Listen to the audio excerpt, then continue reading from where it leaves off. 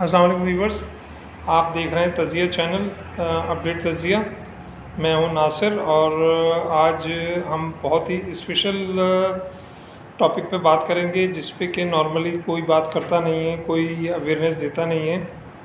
तो ख़ास तौर पे जो रेड लाइन मंसूबा है, ग्रीन लाइन मंसूबा है, इस तरह के मंसूबे जो गवर्नमेंट के प्रोजेक्ट होते हैं उनके हवाले से आज हम बात करेंगे।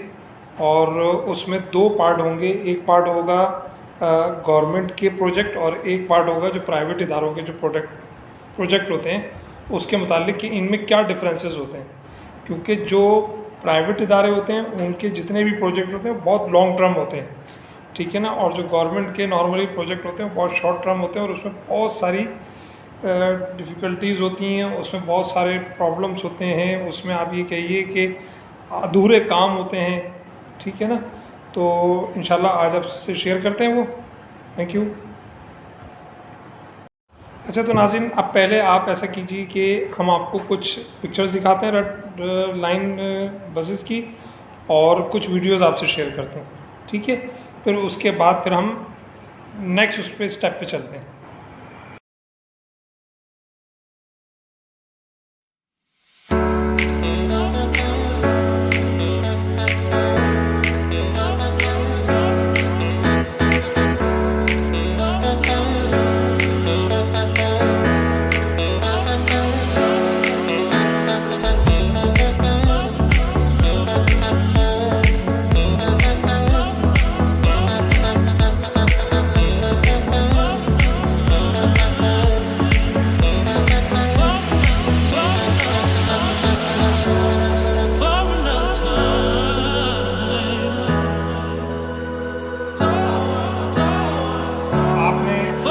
वीडियोस और फुटेज हमारी देखी है उनकी रेड लाइन की।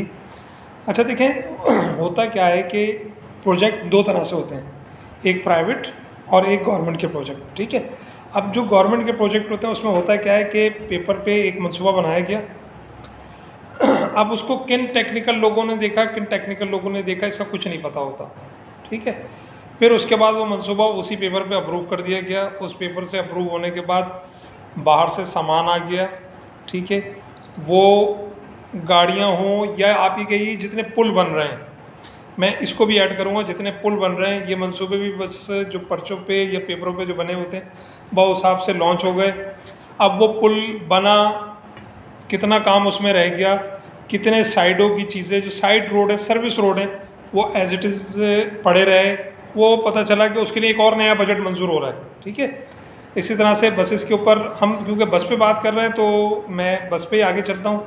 फिर उसके जो स्टॉप हैं कि जहाँ से वो चलनी है और जहाँ तक जानी है वहाँ पे क्या उसके हमने बहुत खूबसूरत से स्टॉप बनाए हैं कि वहाँ पर जाके खड़ी हो, वहाँ पे पैसेंजर को ईजी हो, ऐसा कुछ भी नहीं है। उसकी मेंटेनेंस का क्या तरीक़ेकार है, ऐसा कुछ भी नहीं है। उसके बाद गाड़ियाँ ख़राब हो जाएं तो किस एसओपी के ऊपर दूसरी गाड़ी आएगी या पैसेंजर रुलते रहेंगे, ठीक है ना। गाड़ी ख़राब हो जाए तो गाड़ी के कितने स्पेयर पार्ट्स पाकिस्तान में मौजूद हैं, कितने पाकिस्तान में मौजूद नहीं हैं।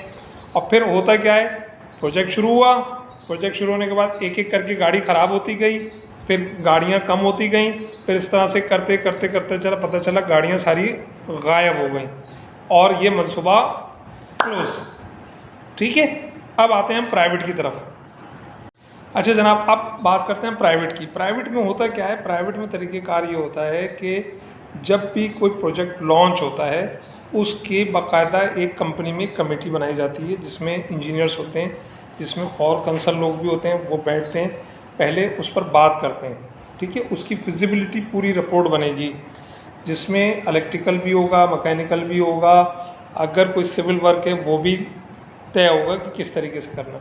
अब जब जो टेक्निकल लोग होते हैं वो बैठते हैं कि भाई अगर मिसाल तौर पर जैसे एक मशीन आ रही है, ठीक है, कंपनी के लिए मशीन आएगी तो मशीन की मेजरमेंट क्या होगी, मशीन जब वहाँ से आएगी तो कंपनी के अंदर कैसे कंपनी में दाखिल करेंगे, यानी कि उसको उस जगह तक कैसे लेके जाएंगे, ठीक है। फिर उसके बाद उसकी वायरिंग, उसमें अगर एयर चाहिए तो एयर की लाइन कैसे आएगी, उसमें इलेक्ट्रिकल की किस तरह की वायरिंग होगी, फिर वो वहाँ लगेगी, फिर उसके स्पेयर पार्ट्स कौन कौन से स्पेयर पार्ट बहुत इंपॉर्टेंट है कि जो कि चाहिए ताकि मशीन किसी सूरत भी ब्रेकडाउन पे ना जाए, क्योंकि कंपनी सफ़र हो जाएगी उससे। ठीक है, फिर उसके लिए ऑपरेटर का इंतखाब कि कौन ऑपरेटर चलाएगा, उसकी एक ट्रेनिंग, मशीन की रनिंग की एक SOP, और मशीन के अगर ये ब्रेकडाउन हो जाए तो उसमें उसकी जो ट्रबल शूटिंग है वो क्या क्या होंगी।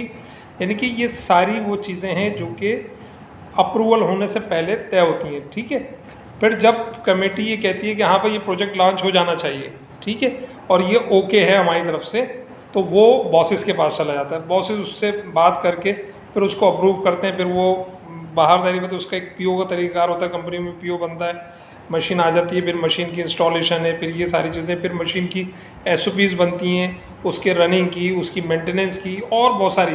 तो क्या होता है उससे प्रोजेक्ट जो है ना वो बहुत बेहतरीन, यानी कि मशीन की लाइफ बढ़ जाती है, क्योंकि आप उसकी हर चीज़ की केयरिंग एक SOP के थ्रू कर रहे हैं। ठीक है ना, ऑपरेटर भी उसको SOP के थ्रू चला रहा है। मशीन में कोई प्रॉब्लम आता है तो सबसे पहले ये देखा जाता है कि क्या SOP फॉलो हुई थी या कोई ऑपरेटर ने मिस्टेक कर दी कि जिसकी वजह से मशीन में ये ट्रबल आ गई। ठीक है, तो ये होते हैं प्रोजेक्ट को चलाने के तरीक़ेकार।